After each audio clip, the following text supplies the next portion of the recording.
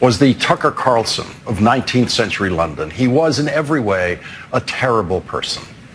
When his father died, he inherited his father's absurd title of Marquess of Queensberry at age 14.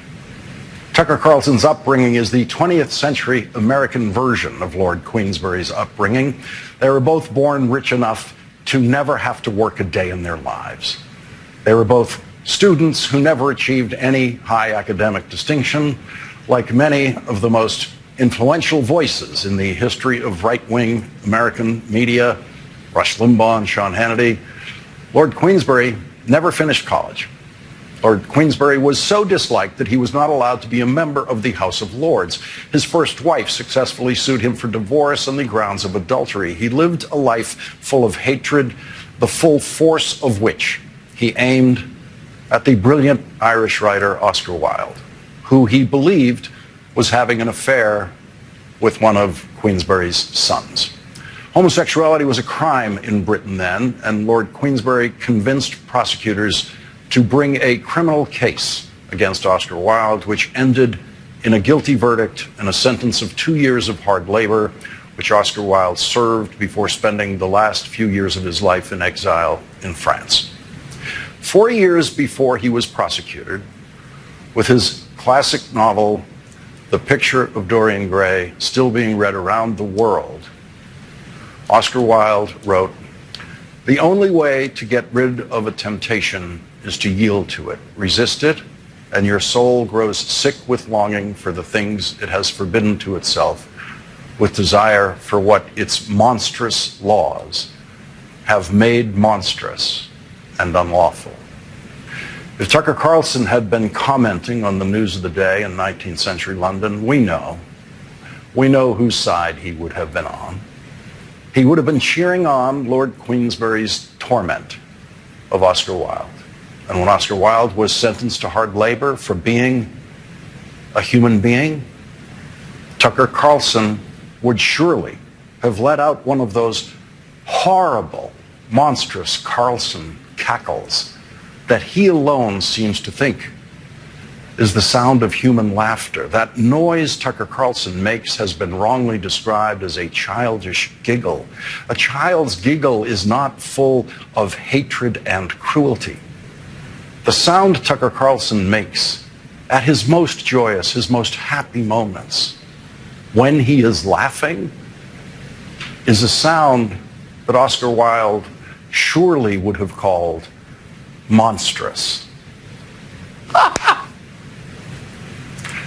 The Marquess of Queensberry was a member of the social class that the British perversely call the nobility. There has never been anything noble about them, but they believe in their own nobility in the same way Tucker Carlson believes in his. The Marquess of Queensberry was known for one other thing besides attacking one of the world's greatest artists for his sexual orientation. Queensberry put his name on the rules of boxing. He didn't invent the rules. Queensberry just took them from someone else, put his name on them, and gets credit for the rules of boxing to this day. He believed there was a proper way to punch someone. There was no rule of boxing, according to Queensberry or anyone else, saying you can't kill your opponent, which is why punching people in the head, fully within the Queensberry rules of boxing, has sometimes left the recipient of those punches dead on the spot. There is, in the Queensberry rules, the illusion that there is a right way to violently beat someone. And Tucker Carlson believes, we now know, that only white men obey those rules. Tucker Carlson's perversion runs deep. Racism is a perversion that eats away at the brain and makes it smaller, as it has done with what's left of Tucker Carlson's brain. Last night, the New York Times revealed a text message written by Tucker Carlson the day after the January 6th attack on the Capitol. It was obtained in the discovery process in the Dominion lawsuit, which Tucker Carlson was too stupid to know was going to obtain all of his emails and text messages. This text message was not made public in the filings in the case, but might have been made public if the case went to trial and Tucker Carlson was called as the second scheduled witness after Rupert Murdoch. The New York Times says the contents of this text were disclosed in interviews with several people close to Dominion Voting Systems' defamation lawsuit against Fox. On January 7, 2021, Tucker Carlson wrote a text that he thought was going to be read by one person and is now forever available to the world. He said, "A couple of weeks ago, I was watching video of people fighting on the street in Washington. A group of Trump guys surrounded an Antifa kid and started pounding the living shit out of him. It was 3 against 1, at least. Jumping a guy like that is dishonorable, obviously. It's not how white men fight.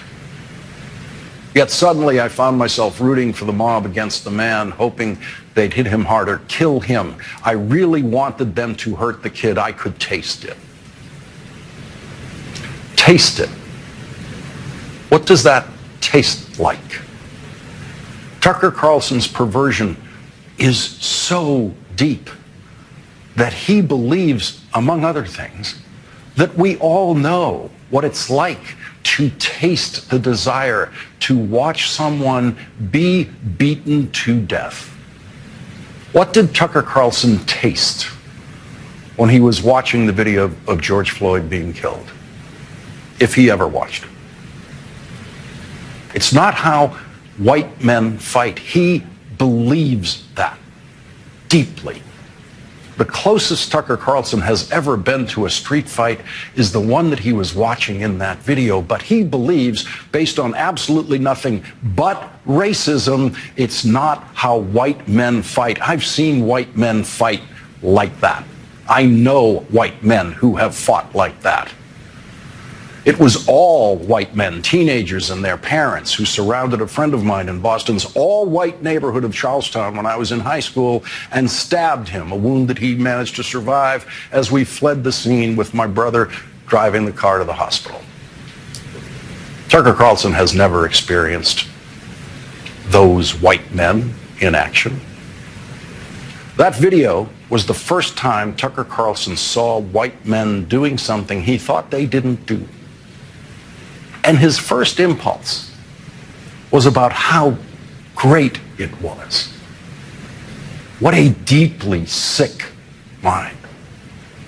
Tucker Carlson's brand of right-wing conservatism and hardcore racism belongs to the Queensbury portion of the pure white American rich who were born rich and have never given a thought to how anyone else lives and never will. But they have imagined it. And they imagine it in purely racist terms. I have known born rich white people who have worked very hard in school, who've gone on to become, among other things, brilliant and caring physicians who save lives and hate everything about the way Tucker Carlson thinks. Being rich doesn't make you Tucker Carlson. Tucker Carlson is a sickness. The New York Times is reporting that on the weekend before Fox decided to settle the Dominion case, the Fox board members found out for the first time about that text from Tucker Carlson revealed in the discovery process. The New York Times suggests that was a decisive factor in forcing Fox to pay Dominion the largest settlement in the history of defamation cases, and that it was a decisive factor in Rupert Murdoch's decision to fire Tucker Carlson. And I find that surprising. I personally doubt it. I think there is more, much more, that we don't know about what was revealed in the discovery process of the Dominion case that forced Rupert Murdoch to decide to fire the biggest star on his network, who he was paying to publicly be a racist. Tucker Carlson did not get fired because the Fox board discovered that he said it's not how white men fight. Tucker Carlson said many things as racist as that on television.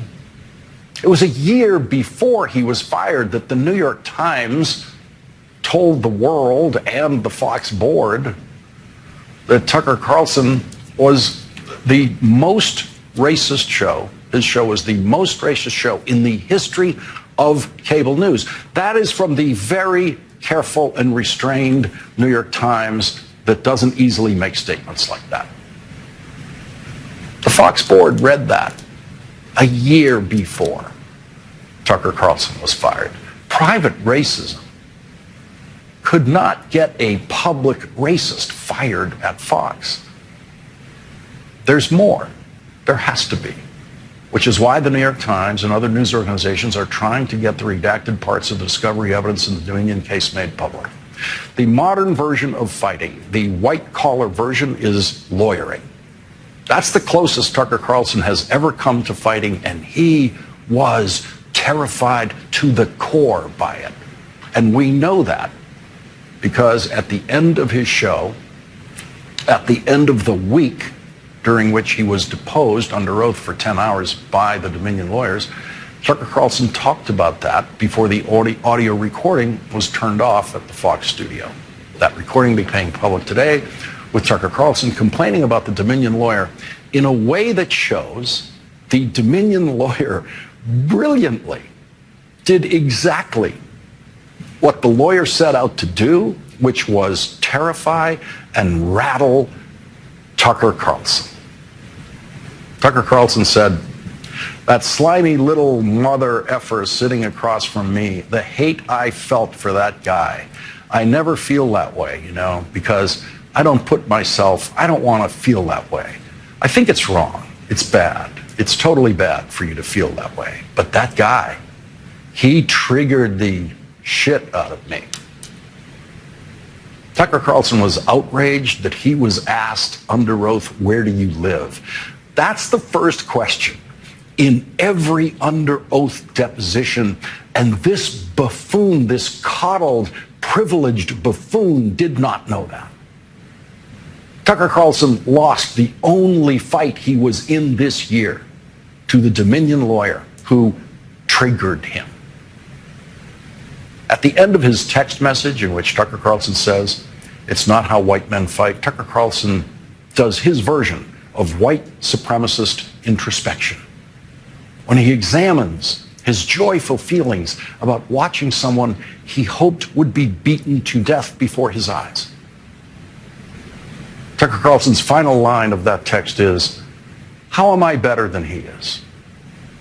Tucker Carlson, of course, means that as a rhetorical question. He means, I am better than he is. And that is Tucker Carlson's right-wing religious belief about the world, posed with fake introspection as a question. How am I better than he is? Like Lord Queensberry, Tucker Carlson will surely spend the rest of his life getting the answer to that question wrong. Leading off our discussion tonight is Charles Blow, columnist for the New York Times and an MSNBC political analyst. Charles, thank you very much for joining me tonight. I've been wondering since I read that text what your reaction to it is. Please go ahead.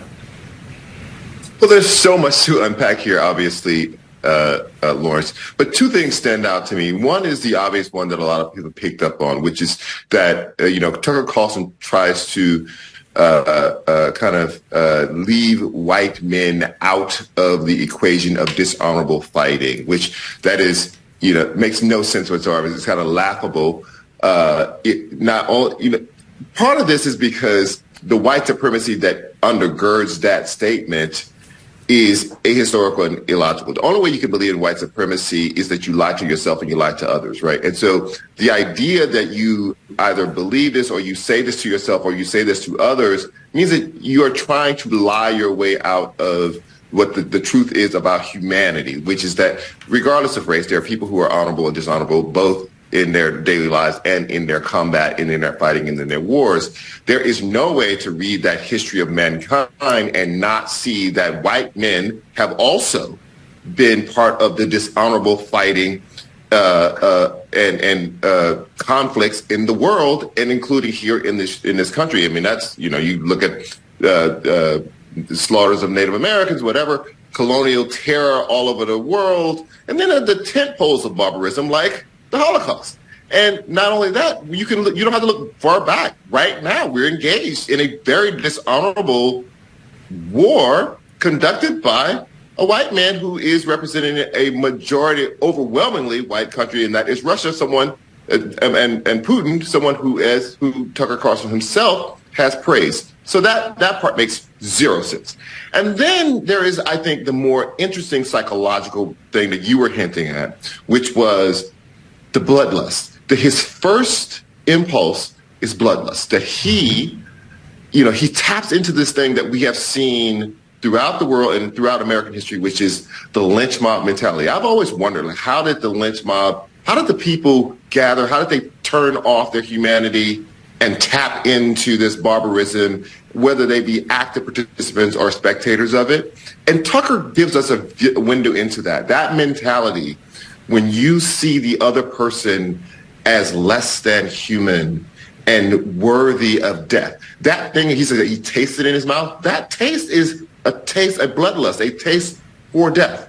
And we can't skip over that. He is very interesting. You say, he has this fake introspection. He demurs in this. It's a tactic. It's a psychological tactic, which is, he says, I feel so bad that I felt that way. I shouldn't do that. It makes me feel bad. But I have the lust for this person's death. That is how lynch mobs have always operated. And when you are a passive participant, you're still nonetheless a participant in that. And so that is what he reveals on top of all of the other things he said as racist. Yes, and he winds up with this request for the validation of his superiority because he has gradually and only slightly talked himself out of the desire to see that person murdered before his eyes. Yes, but here's the thing about lynchings in general, and what he's calling for is a lynching. When you want someone to beat someone to death who is outnumbered on the street, that can classify as a kind of a lynching. And so I talked to Brian Stevens today for a piece that I wrote in the New York Times, who runs the lynching museum in Alabama, and he was talking about this idea that, part of what happens is that people convince themselves that they are righteous. Mm-hmm. And it is in that righteousness that it excuses the barbarism. And that is how people are able to move on and go in and kiss the kids at night, even though they were witness that day to someone being hung or someone being burned to death, right? You have to disassociate. And that is part of what helps white supremacy survive, is the disassociation that is involved in it. Do something horrendous and then figure out a way that your mind can make it work and make you still be righteous and honorable as a person. Yeah, I've never known a racist who didn't believe in exactly that, didn't believe in the absolute righteousness and correctness of their racism. Charles Blow, thank you very much for starting off our discussion tonight. Really appreciate it. Thank you. Thank you. Coming up, Donald Trump will present no defense. Let me repeat that. No defense in the case of E. Jean Carroll versus Donald Trump. That's next. Today, this video was played for the jury in the trial of E. Jean Carroll versus Donald Trump. I'm automatically attracted to beautiful. I just start kissing them. It's like a magnet. You just kiss. I don't even wait. And when you're a star, they let you do it. You can do anything. Whatever you want. Grab them by the... Another video played in court today by E. Jean Carroll's lawyers was a portion of Donald Trump's under oath deposition in the case, taken long before the trial. This is the only time the jury will see Donald Trump in this trial, since he is not attending the trial and since his defense lawyers announced today that they have no defense. When E. Jean Carroll completes presenting her case, the Trump lawyers said they will present no defense case at all. Joining us now is Faith Gay, a former prosecutor for the Eastern District of New York. Thank you very much for joining us again on this trial.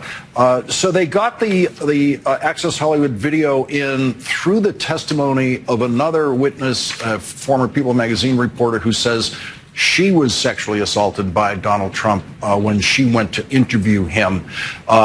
What else was presented to the jury today?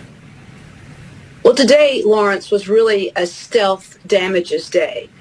It was the trauma expert, which had two purposes. First, to be very clear that even though Miss Carroll may not be a traditional screaming victim, she was nevertheless traumatized and hurt for the rest of her life, for the 30 years since this happened. And this testimony took up about 2/3 of the day. The other piece of this that is so important, besides this being really a stealth damages expert, is to pin down one more time that Carroll is telling the truth. So we have Carroll's testimony. We have two women who have testified to exactly the same MO by Trump. We have the Access Hollywood tape. We have two women who testified about what Carroll said immediately after this happened. And now we have a trauma expert who said just because she didn't scream and because she carried on with her life doesn't mean she wasn't victimized. All of that against the announcement that Trump has no case. And the other victim who testified today said that she did not scream either when she was so shocked by Donald Trump's assault of her at what was supposed to be an interview. And so that notion of what happens in these situations and how common is it not to scream seems to have been delivered very clearly to the jury, that it is very common for women to not scream in these situations, very common not to call the police after the fact. And so the question becomes, what about the cross-examination of these witnesses today? Because there is no Trump defense case. There is nothing but Trump's lawyers' ability to somehow bring out something favorable to Trump in the cross-examination of E. Jean Carroll's witnesses. Did that happen today? I don't think anything happened today except to further shore up Carroll's case. There was no effective cross-examination whatsoever of the trauma expert. In fact, every question that was given to her, she just had a chance to further examine Carroll's testimony and really vouch for it in a way that was done without abandon. So I think there was no undercutting of Carroll's case today whatsoever. Going forward, this is going to come down. The next moment, really, for the Trump defense is simply going to be the final argument in the case. They're not going to introduce any evidence at all, not going to call any witnesses at all. No doubt they will ask for a directed verdict just at the end of the plaintiff's case, as is very common in these cases. But it seems pretty clear the plaintiffs have cleared the threshold necessary to send this case to the jury. Absolutely. Summations will be on Tuesday. This case will go to the jury, no question. I think we'll have a verdict next week. The only thing that Tacopina can do in his closing is attack Carroll, which he'll do for 2 or 3 hours, and we'll see if the jury buys it. He will say that her story is far-fetched, it's not corroborated, it wasn't reported, she didn't write about it in her diary. But as I've said, there is such classic presentation by the plaintiffs here of experts of this is how victims act. They don't talk about it, they don't write about it, they carry on with their lives more often than not, especially a woman of Carroll's generation.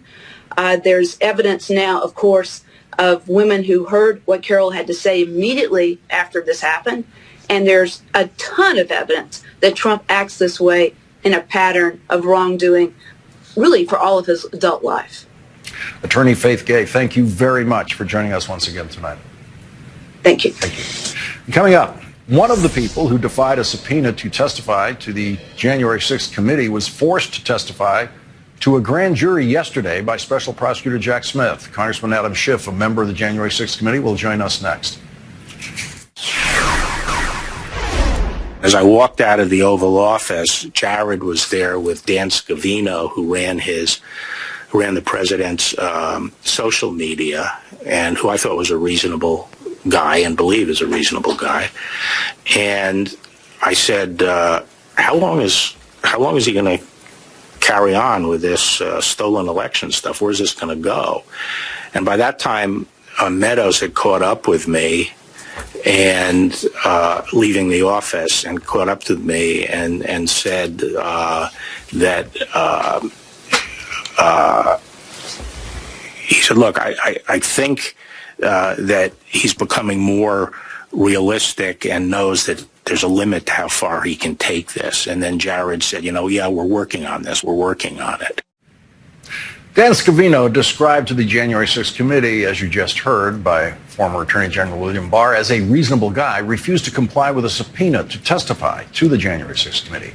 But he has now been forced to testify to Special Prosecutor Jack Smith's federal grand jury in Washington, D.C. after Donald Trump's failed legal attempt to block the testimony of his former White House staff to that federal grand jury. Dan Scavino is one of those Trump people who never would have been employed by any other presidential campaign or any other president.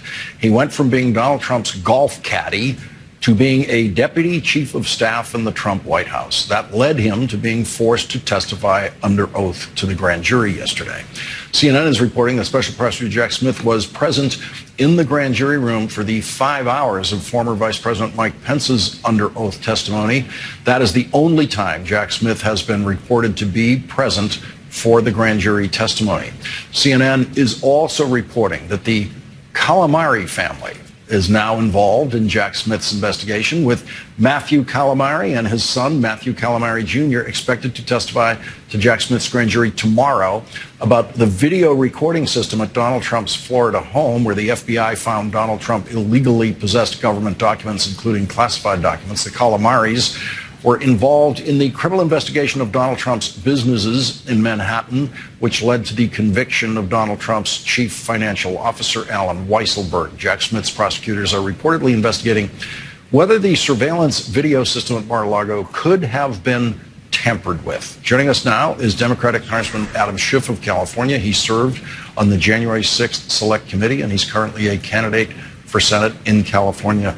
Congressman Schiff, thank you very much for joining us tonight.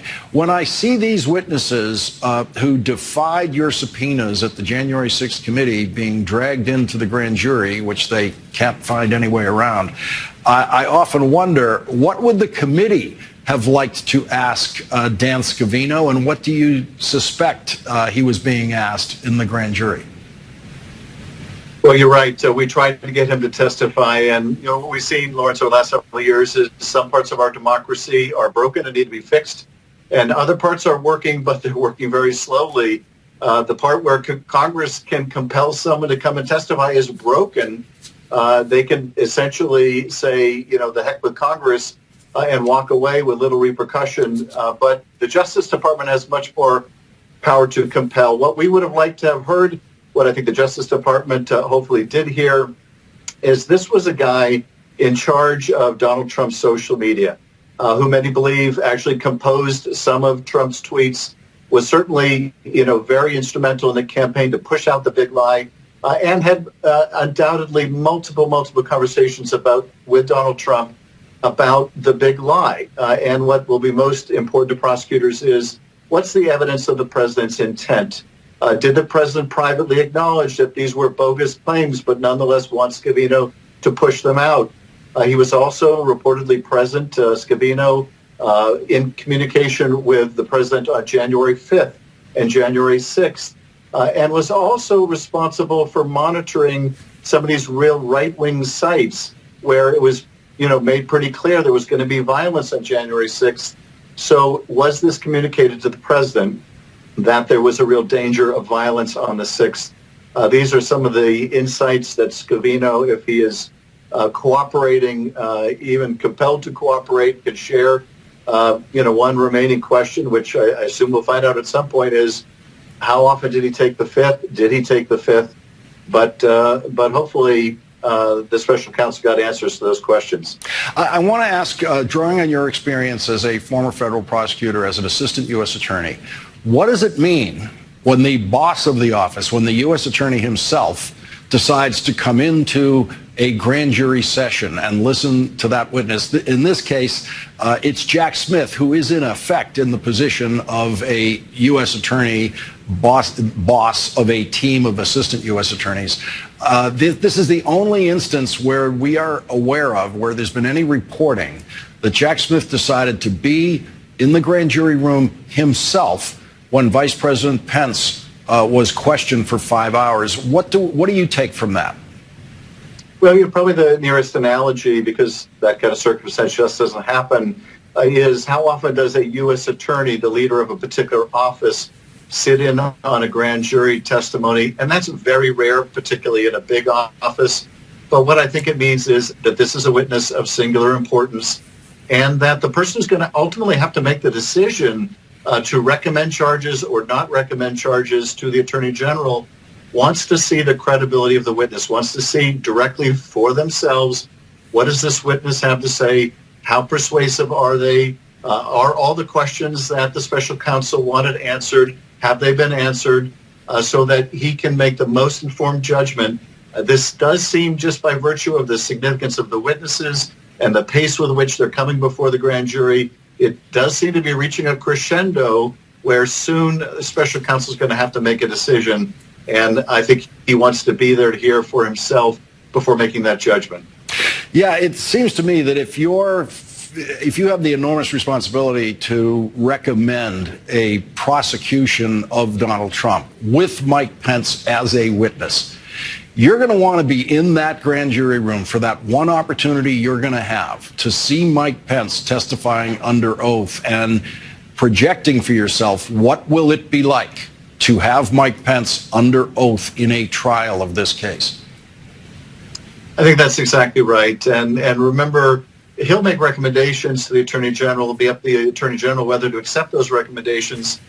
But if the recommendation is to charge the former president, it would be very hard for the Attorney General to disregard that recommendation, having brought him on for the purpose of his expertise. So here you have the top, prosecutor who's going to make that recommendation, wanting to evaluate the witness's testimony, credibility. Pence, of course, is thinking in the back of his head or the front of his head, what is this going to mean in my presidential campaign? And so special counsel is going to want to see how forthcoming was the vice president. How much does it seem like he's shading things so that he's not that critical of the president, so that it doesn't hurt his presidential campaign? In an ideal world, you wouldn't have to worry about something like that. But Pence has demonstrated time and time again that the national interest is secondary at this point in his career to his political ambition. He did the right thing on January 6th, but he has been essentially, I think, trying to fudge ever since without going too much to criticize the president, not saying too much, resisting having to testify at all. So the special counsel just want to see how forthcoming was he really. Congressman Adam Schiff, thank you very much for joining our discussion tonight. Thank you. Thank you. And coming up, Congressman Colin Allred of Texas joins us for an exclusive interview about his decision to try to end the Senate career of Texas Senator Rafael Edward Cruz. That's next. When Al Franken was a senator, he actually put this in writing about his fellow member of the Senate Judiciary Committee, Ted Cruz. Here's the thing you have to understand about Ted Cruz. I like Ted Cruz more than most of my other colleagues like Ted Cruz, and I hate Ted Cruz. There are a couple of extraordinary things about that statement. The first is that senators never give you the slightest hint of who they personally dislike in the Senate. No other senator has ever made a statement like that. But Al Franken was correctly confident that the one senator you could say that about in the history of the Senate was Ted Cruz. It just seemed so obvious to him how unlikable Ted Cruz is. The other extraordinary thing about that statement is that there was no rush of Republican senators jumping forward to say, that's not true. I love Ted Cruz. Not one senator was moved to rush to Ted Cruz's defense on the likability issue when it was raised by Al Franken. amazing. Democratic Texas Congressman Colin Allred, who announced today he is running against Rafael Edward Cruz, seems to recognize that Texans don't vote for Ted Cruz because they like him. They vote for him simply because he's a Republican. Joining us now is Texas Democratic Congressman Colin Allred, now a candidate for United States Senate. Congressman Allred, thank you very much for joining us tonight. There's many powerful elements of that announcement video today. But the line toward the end where you say to the Texas voters about Ted Cruz, you know that. You say, he's only out for himself, and you know that. And you say that with a confidence that I find compelling, that the easiest case you're going to have to make to Texans is the singularly unlikability of Ted Cruz. Yeah, I'm going to venture out on a limb here and say that most Texans do know that we can't count on Ted Cruz in a crisis. Him jetting off to Cancun when Texans were freezing in the dark, wasn't just a joke. It was something that he turned his back on 30 million Texans who needed a senator who was doing everything he could to take care of them during that time. And Texans can't afford 6 more years of Ted Cruz in the Senate. And honestly, Lawrence, as you know, the country can't afford 6 more years of a senator who tried to overthrow an American presidential election. This is going to be a tough fight. I know that. But I've been in tough fights all my life. As I said in that video, I was raised by a single mother in Dallas, was a public school teacher. We struggled. I made it to the NFL, of course, to law school and to Congress. And we need your help. We need folks out there who understand that 30 million Texans deserve a better senator. If you care about this country, if you care about the state, go to colinallred.com and get involved with us. We keep tracking Democratic politics in Texas and trying to find the spot in the curve where a statewide Democratic vote could outnumber the Republican vote, which is to say, vote for a candidate. You can do that by pulling over some people who voted for Ted Cruz in the past. You can do that by pulling in independents, by pulling in some Republicans. What gives you the confidence that you can do it this time? Well, I've done it before, Lawrence. I beat a 22-year incumbent who was unopposed in the cycle before just to get to Congress. He was the chairman of the Rules Committee, one of the most powerful members of Congress, and we beat him pretty handily. And I think what we've shown, both in our campaigns and in my time in Congress, is that I try to bring folks together, try to cast a broad net at anybody out there who's looking for somebody who maybe you won't agree on everything, but you understand that I care about you and your family, that I'm rooted in this community, in this state, that I'm going to go to work every single day to fight for you. Then get on board with us. And we've seen in our races that folks respond to that. We can both, as you said, try and get folks who are looking maybe for a political home to give me a chance. But we also have worked on expanding the electorate and getting folks involved in our democracy who maybe weren't before. I think that's a winning formula anywhere, but it certainly has to be the approach here in Texas. What do you expect to be the leading issues in this campaign a year from now when you're deep into the election year? Well, the fact is, Ted Cruz is an extremist. He's an extremist who wants to ban all abortions, wants to make every decision for women in, I think, one of the most difficult moments in any woman's life. He's somebody who wants to cut Social Security and Medicare. He brags about that. He's somebody who doesn't try at all to actually solve any problems in this country. Over the last 10 years when he's been in the United States Senate, he's used his position in the Senate to pit Americans against each other, to pit Texans against each other. He's honestly busier being a podcaster, which he does 3 times a week, than actually being a senator. Texans deserve a better senator, and we don't have to be embarrassed by our senator. We can get a new one, and that's the beauty of our democracy, and that's the chance that we have in this election. As this year plays out, we're going to see Republicans staking out positions around the debt ceiling issue and also around budget issues going forward. The House that you're a member of, the Republicans there have already voted for massive cuts in federal spending. If they had their way, how would that affect Texans? Well, they've also voted for massive cuts to services for our veterans. That's something that I'm most proud of the work that I've done in my time in Congress, is trying to help our veterans, opening a new VA hospital in my district. Listen, the Republicans are not at all serious about being fiscally responsible. They raised the debt ceiling 3 times during the Trump presidency. What they're doing now is trying to get a wish list of Republican policies by holding the American economy and honestly the global economy hostage. And some of these folks are just honestly not serious people, Lawrence. And that's the one thing that does very much concern me, particularly about some of my colleagues in the House, is that they have no intention of doing what's the right thing for the country. And so that's the danger that we're in right now. And many of the folks who I worked best with in some of my previous terms in Congress are no longer a part of their party because they've driven them out, like an Anthony Gonzalez in Ohio or even a Liz Cheney. And so, you know, this is a more extreme version of this party than we've ever seen. And Ted Cruz is honestly the avatar of that. He is somebody who has basically shown the way in the leading in terms of extremism, in terms of divisiveness. He is somebody who has made our country a darker, more divided place, and we can do better. Congressman Colin Allred, on your first night as a candidate for United States Senate, thank you very much for joining us on your first night as a candidate. Please come back during the campaign. Will do. Yeah, reached 10K can super la. At 80.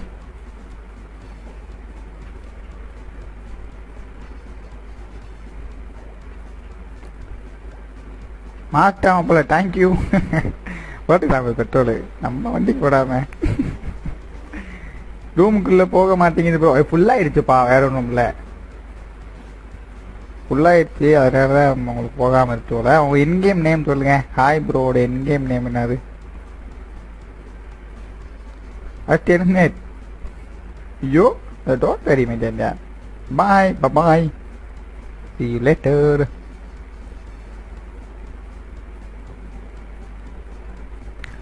Bro, serious bro. It is both Tamil.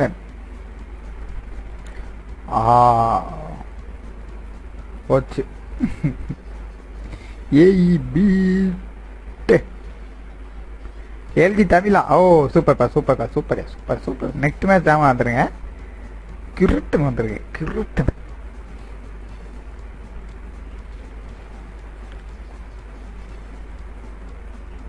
Why is what Jan, my dear Jan bro? What why is TT Mr. Denver. Check bro, discard message. TN Tamil da, I am Syed Omar. Okay pa. Sama bro வேற level நம்ம John தமிழன் bro பண்ணிருக்காரு message. Super bro.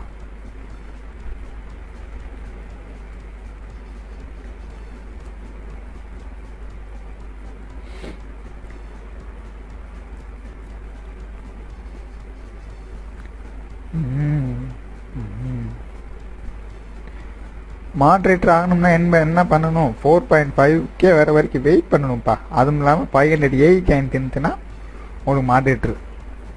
AI coin means put points போடுவோம். உங்களுக்கு எவ்வளோ இருக்குன்னு பார்க்கலாம். ஜேபி சர்வே தி கேம். நம்ம ஜியான் ப்ரோ போட்டு அவர் பாயிண்ட்ஸ் பார்க்குறாருல 308 ஏஐ காயின் அப்படின்னு காமிக்கல. அது வந்து இப்போ நீங்கள் பாயிண்ட்ஸ் போட்டிங்கன்னா உங்களுக்கு எவ்வளோ இருக்குன்னு காமிக்கும். That's all.